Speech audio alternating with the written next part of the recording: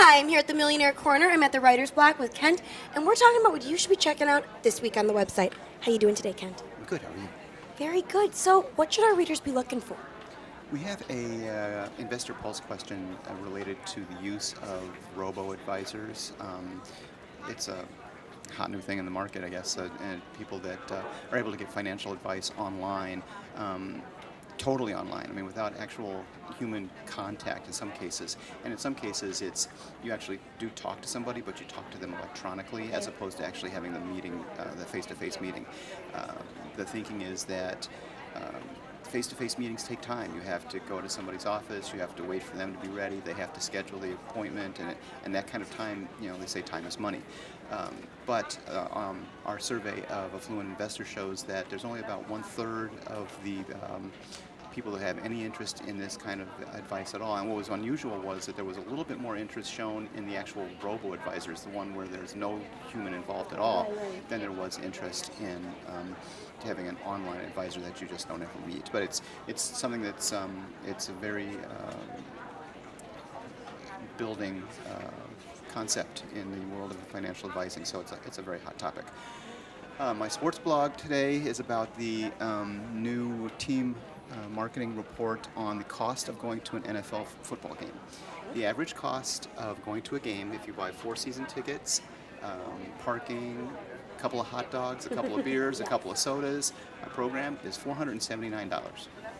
That's an average. Some places it's over $600. You can actually go to a Cleveland Browns game for about $250 if you want to go see the Cleveland Browns play.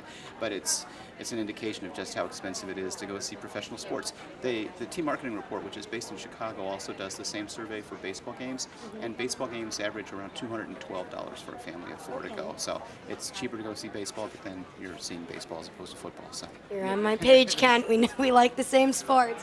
Football's fun, and for a family of 4, $400, it might be fun to do something like that as a family together. It's a big investment, though. It is a big investment. Think about all the things that you can do with $479. Absolutely. Oh, it's almost $500. Right, exactly. Yeah. So it's expensive. Any other stories our readers should be checking out this week?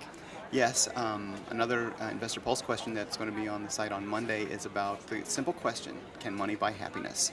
Yes. Okay. Well, apparently It makes life easier. Does it make you happy? We've done this poll before. What did they come out with this time? no. A majority of the investors involved, about 54% overall, just simply disagreed with the statement. Some, very few of them strongly disagreed, but in general, they were asked to agree, disagree, strongly disagree. The 54% overall had a disagreement on the statement, and the younger investors were more likely to agree as opposed to the older ones. And there was a slight difference in terms of the segments that had money. The investors with a net worth around $100,000 were less likely to say money can buy happiness. Those that had like $5 million net worth were more likely to say that money can buy happiness. So it's a simple question, simple answers, and obviously there's all sorts of angles to be taken. Money can't buy happiness, but it can buy the things that can get you happiness, apparently. But the question of money can buy happiness, the answer is overall no. All right. That's going to be a great story for everyone to check out. Donald, how you doing today? Well, can we talk?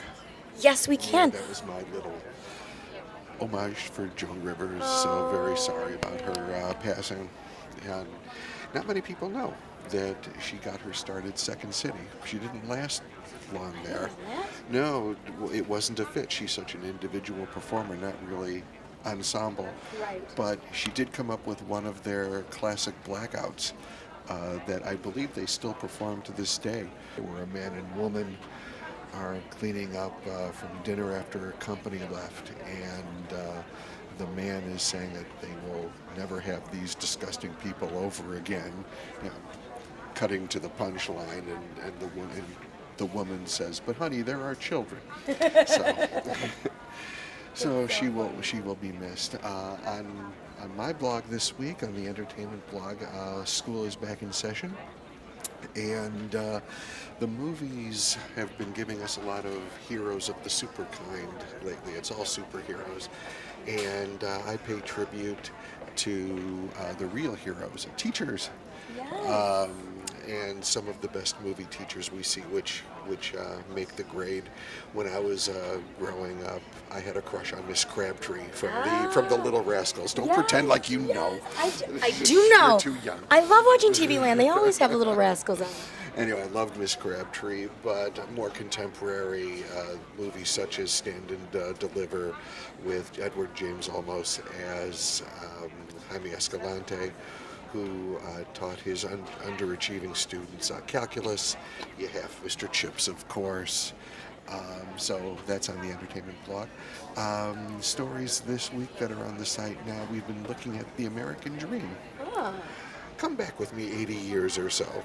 Wow, When okay. James Trusall Adams, he wrote that the American dream was a dream of a land in which life should be better, richer, and fuller for everyone, with opportunity for each according to their ability. And that dream endures, and we asked affluent investors how they would define the American dream and what they consider to be the biggest obstacles, whether future generations will have it easier or tougher to achieve the American dream. So those stories are up. It's gonna be a good Today, one. today is the final post in that series. We have about 4 of those articles and about the future generations. As for you, I understand you're going to be making like Nancy Sinatra, writing about boots. I am going to be writing about boots. And more specifically, I'm going to be talking about riding boots. So as it starts to get a little bit cooler around here, we start thinking about some beautiful boots that we're going to need for fall. So I focus on riding boots just because they're my favorite type of boot for fall, and I specifically focus even more on my favorite riding boot, which is the Chanel riding boot. So I talk about all the different kinds that are available by Chanel, and I also talk about what the pros and cons are of this riding boot if you were to want to purchase it. So you're going to want to stop by this Monday to check out my blog all about the riding boot. I'm Heather Kiley. Thanks so much for stopping by.